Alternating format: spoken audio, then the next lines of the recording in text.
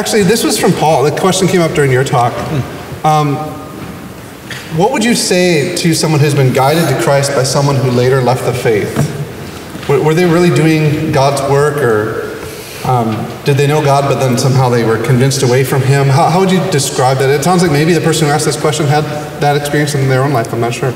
Yeah, one of my closest friends, still one of my closest friends, used to be a Christian. He did his New Testament PhD at Cambridge under William Horbury and got his book published by a very reputable publisher in Germany, Wundt series by Mohr Siebeck, and he was a Presbyterian minister. He about 7 years ago left the faith. And he still is one of my closest. Every time I go to LA, I get together with him, have dinner, have drinks, and catch up. And I think he was in ministry for quite a while. And I think,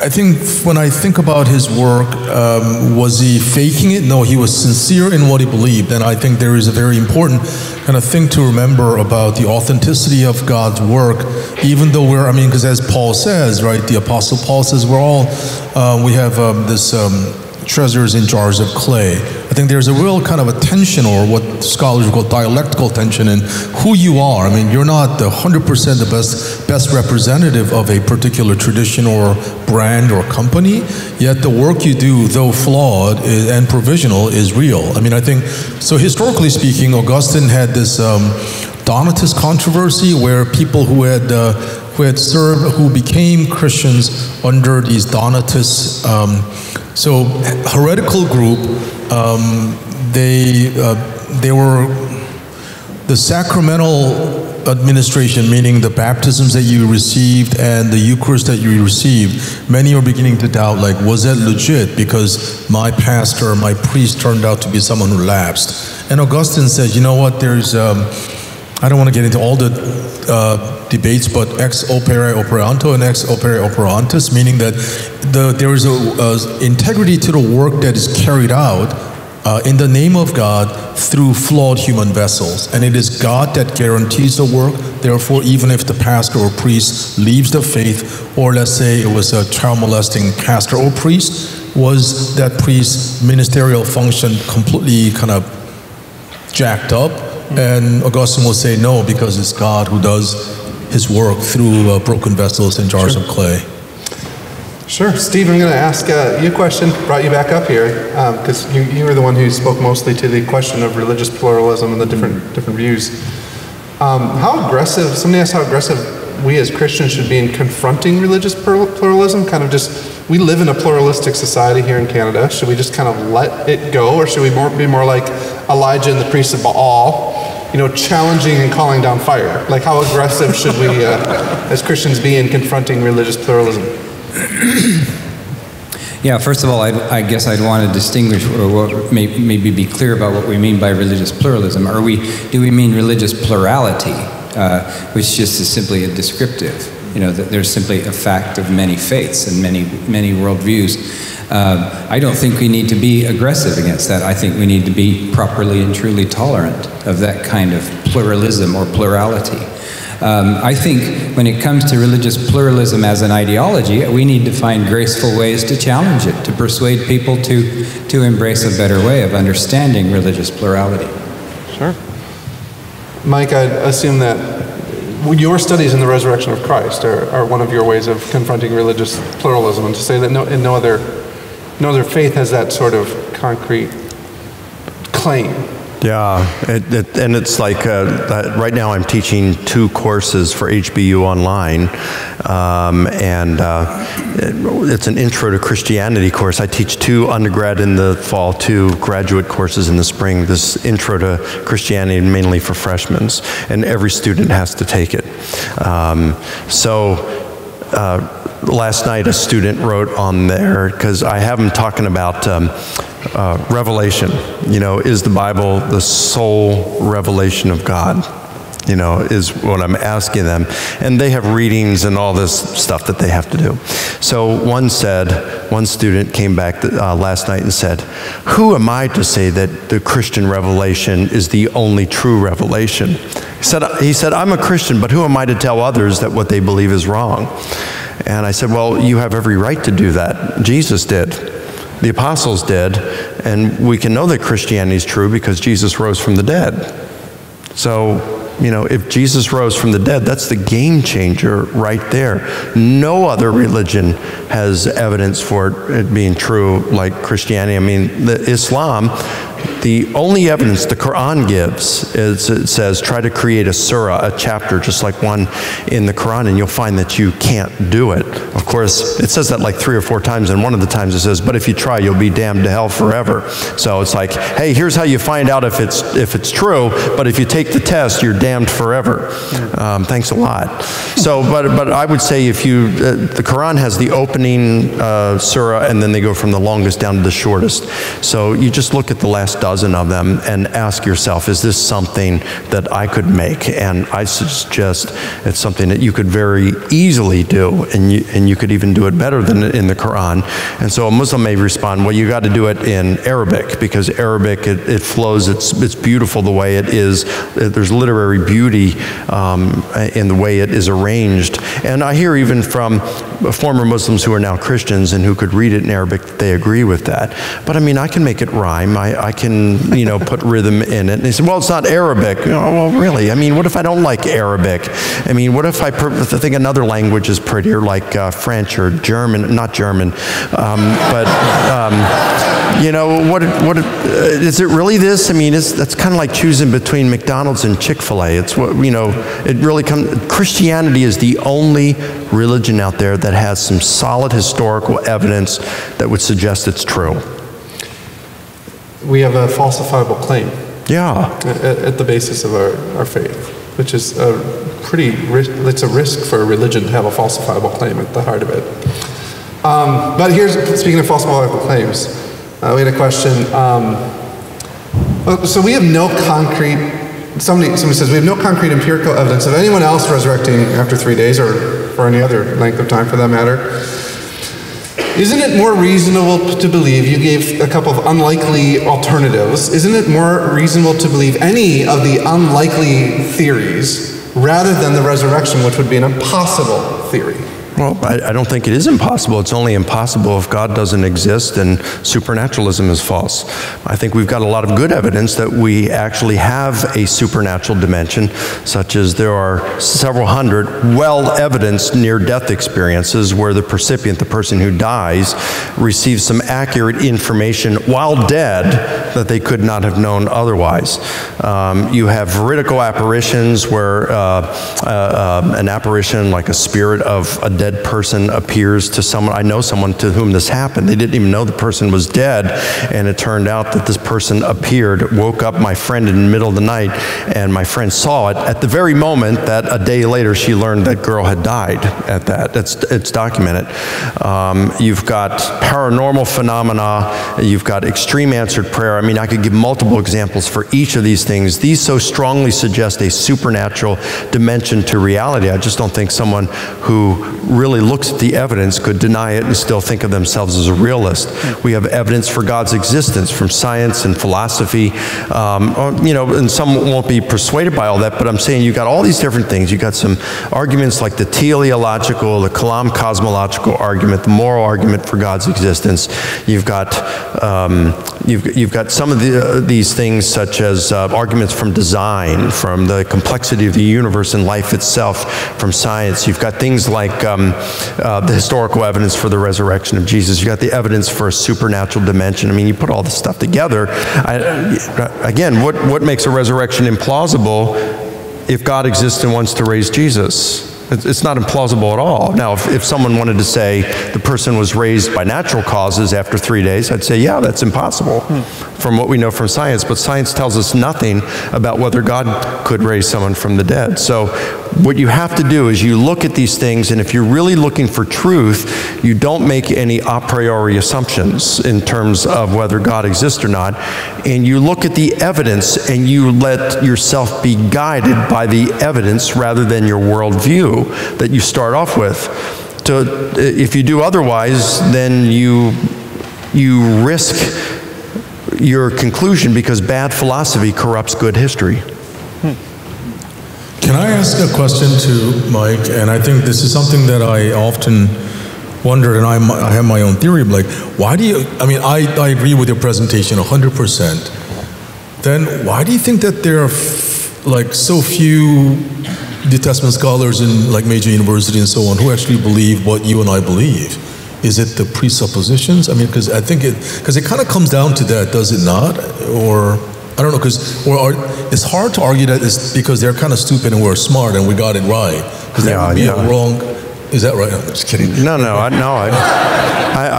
it's a great question, Paul. And you teach at a secular university like that, so you're going to struggle with that more than me. But like I'll have Bart Ehrman in a debate saying, "Yeah, try to present this stuff, where in a research, university, find some professor like, well, I can name a bunch of them. He asked me for some for professors who think these anyway."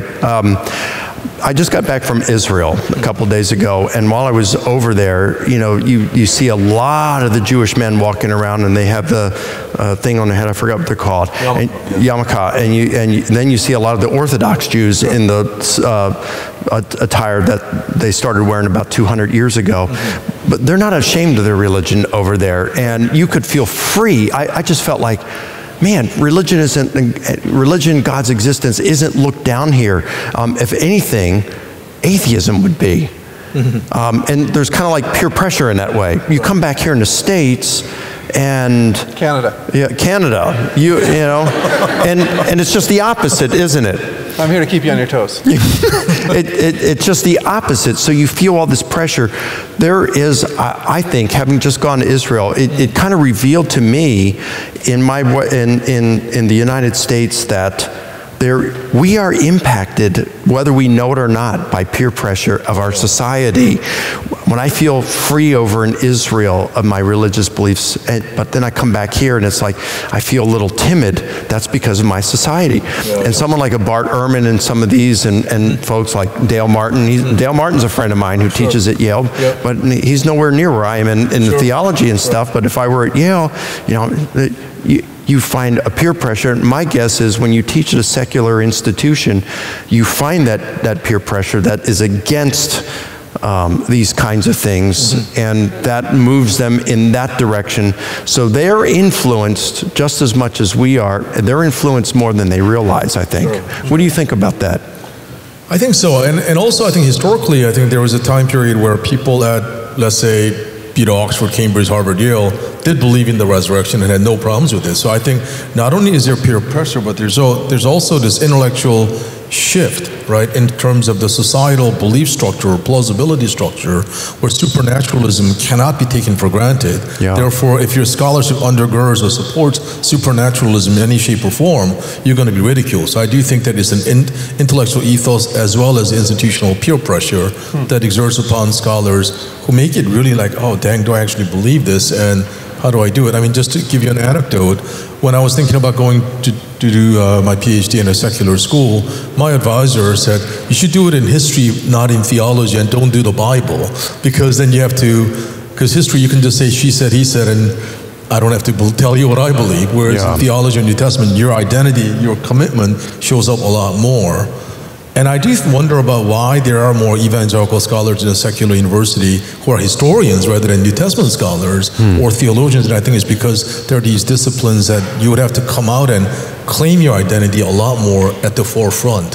So I applaud what you're doing, and I think it's really important to have this kind of work as and I'm glad you're talking with Bart Ehrman and others kind of as a constant goad to remind them, like, hey, you can't just get away with like, oh, we're at UNC Chapel Hill, Princeton, and we know what we're doing. Yeah, I think so. Thank you for what you're doing. Yeah, thanks, Paul. Sure. Thank you for what you're doing at the secular university.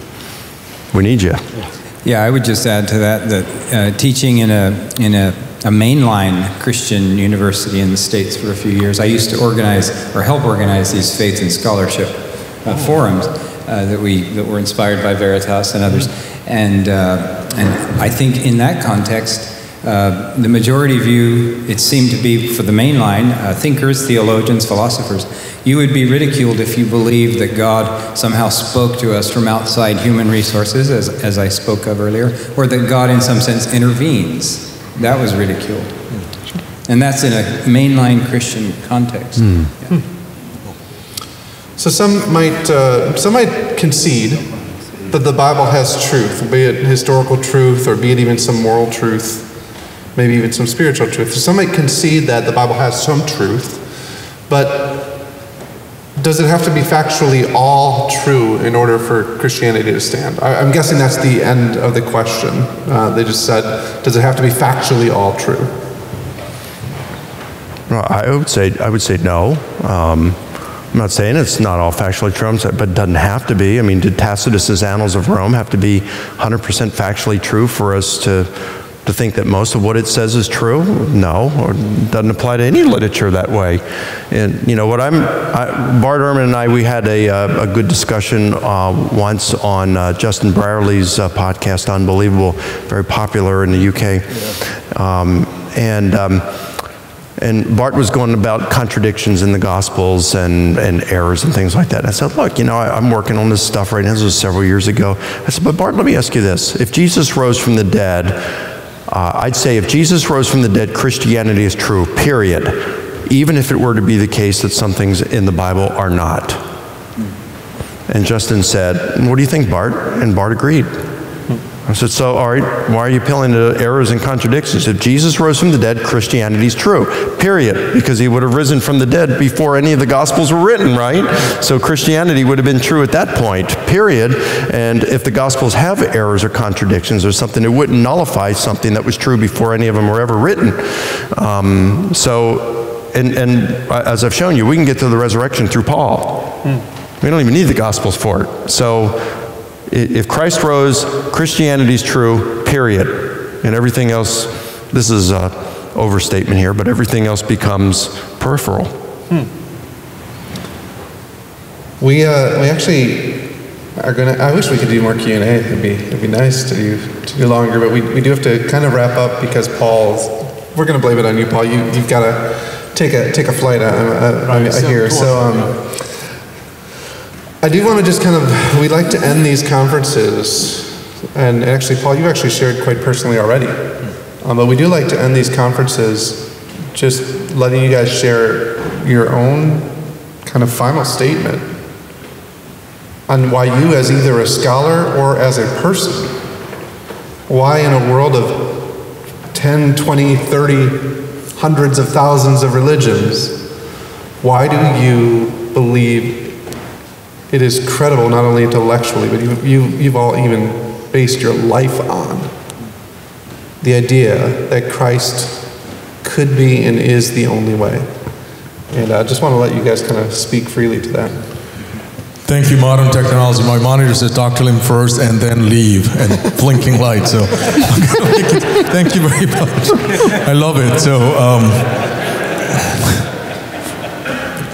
I've learned a lot during this conference, and I think about the sort of enchantment, disenchantment, and what many will call re-enchantment. I think if the Christian narrative or story or history is true, does it in its own way re-enchant the world so that we're not left just with bare materialism, but the kind of belief in the supernatural that may not make sense all the time, right? Because I think that there again, we have this temptation to make sure that it fits into the leading worldview and okay, don't you see Christianity is wonderful. I think for me, I'll just answer it in a slightly different way. We shouldn't do this, but I think I got kind of curious about you all were speaking, so I Googled your name, and one of the things that came up was Norman Geisler saying something so there is And I realized while you were speaking, actually, because I mentioned this, one of the things that I find it really hard to believe in the New Testament is about these dead people who had died, but they came out alive and walked around in the Gospel of Matthew, and you got in trouble because of that. Yeah. And that really grieved me. And so the story, sometimes I find the fights within Christian community, sometimes I get like, really? I mean, is this what we're fighting about? Like, we're going to eradicate each other and say, you really aren't a Christian, or like, that really grieves my heart. And my comeback would be this: if in some ways, I think, if Christians learn to love each other a little bit more robustly and seriously and humbly, I think that to me would be really a powerful apologetic, because as I teach at a secular university, their number one criticism is not about the resurrection, actually. It's not about errancy, but like, look at your history. Like, look at you bashing each other's heads, and in the name of Jesus, as if the blood of Jesus wasn't enough, you're letting in, doing more bloodletting and so on and so forth. So I'm not just focused on like I think there is a definite need for scholars like, Steve and Mike and everyone else. And I think that really gives me hope. I can say, okay, I don't have to try to get everything about, all the stuff that you talked about in terms of Russian literature and language and grammar. That my head was spinning as you're talking about that. As you're talking about this stuff, we were like, yeah, what I'm believing is not a hoax. But at the same time, as I fly back and teach on Monday, it's not so. It's more important, more incumbent upon me to walk the faith, right? I think on occasion I get to encourage people about what it means to be, and I think in my 12th year at Vanderbilt, I think more and more students are coming to me, I think more in the sort of Nicodemus kind of way, and during my office hours, and say, I actually love the Lord and I am actually a conservative Christian. How do I journey on in this way? So I think my work, my witness has been a little bit more underground, but when student organizations ask me to speak, whether it is Crew or RUF or Baptist Campus Ministry or Wesley, I'm an equal opportunity speaker. I usually ask them, can I have freedom of speech? Then I'll come and respect your organization and talk about whether it's Amnesty International. And I think that has been the greatest journey. And I think there are 10,000 or 40,000, 50,000 religions. At one level, that's irrelevant. I want to respect, that's somebody else, but I would also equally ask the similar treatment of respect for what I stand. And I think because of Western history, and I really want to underscore this important fact, Christianity is not a Western thing. I think, and historically it has been made that way, therefore there is a lot of secular left attack on Christianity as if it is Western and only Western. And surely Western Christianity has done some wonderful things as well as woeful things. And I think for me as a Christian historian, it is very crucial for me to acknowledge both those, not either or, because God is much bigger than our mop-up operation to make Christianity appear much prettier and more beautiful. And I'm not at all talking about the resurrection. I think that's great stuff. But I think followers of Jesus have done some heroic things as well as heinous things. And I think to acknowledge both, I mean, not that you major in the heinous aspect, so never talking about the heroic aspect, or vice versa, but I think just recognizing that our story is flawed, provisional, yet real, and God hasn't given up on us entirely, I think is what really gives me hope as I walk away or fly away from this wonderful city of Ottawa. So I think I'm going to have to go, and I've never done it like the other people are on stage still, but nice to meet you. Good to meet you too, Paul. Thank you very much.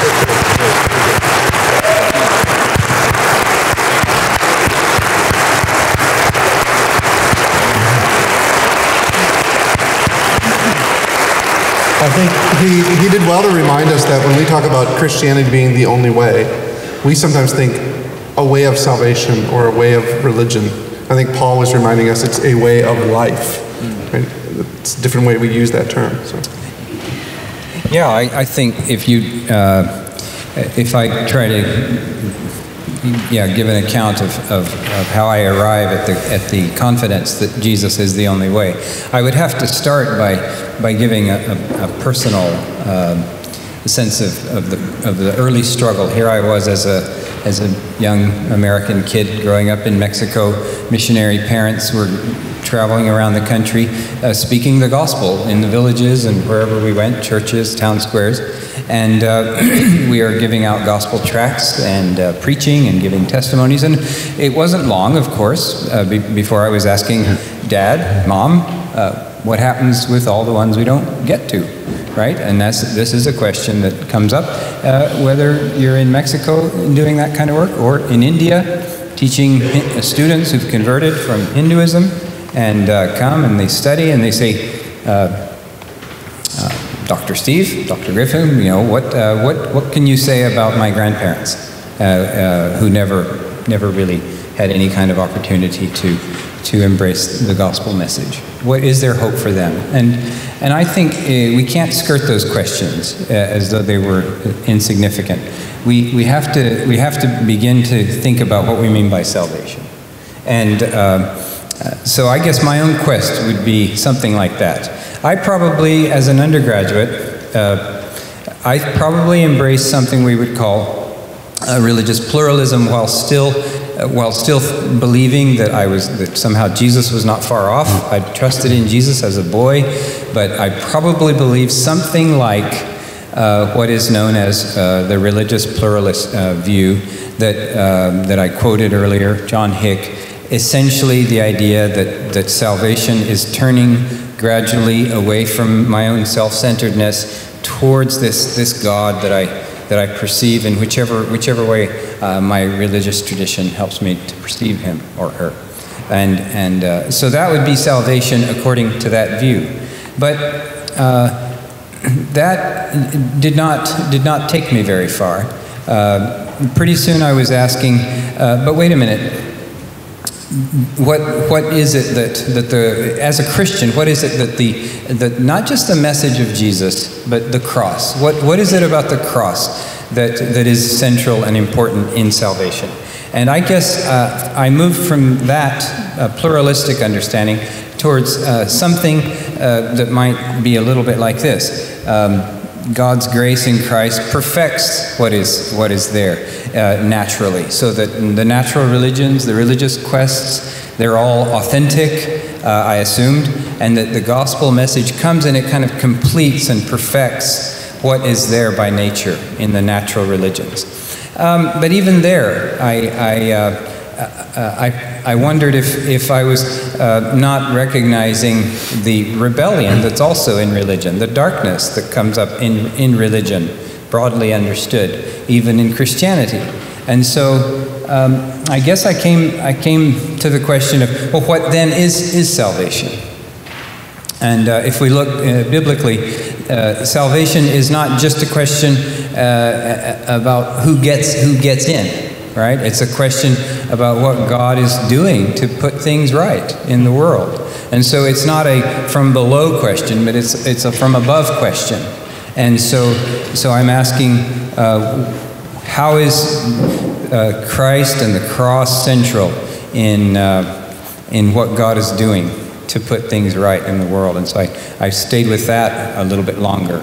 And so I think just teaching, not just a few weeks ago, students who suffered some of the worst seen the worst atrocities that you can imagine in South Sudan. They're all many of them refugees in Western Ethiopia, and they're studying in the theological college there. They have seen villages just completely they mowed them down, all the children and the women, everybody.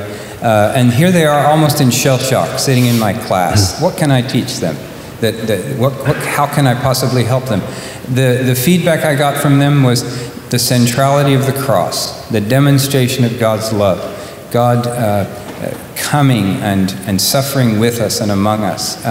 This was so central and so encouraging to them, simply confirming to me that it's a from above down question of salvation that helps me put finally in perspective that original question.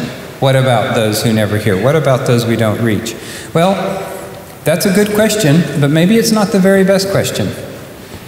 We trust that God will do what is right.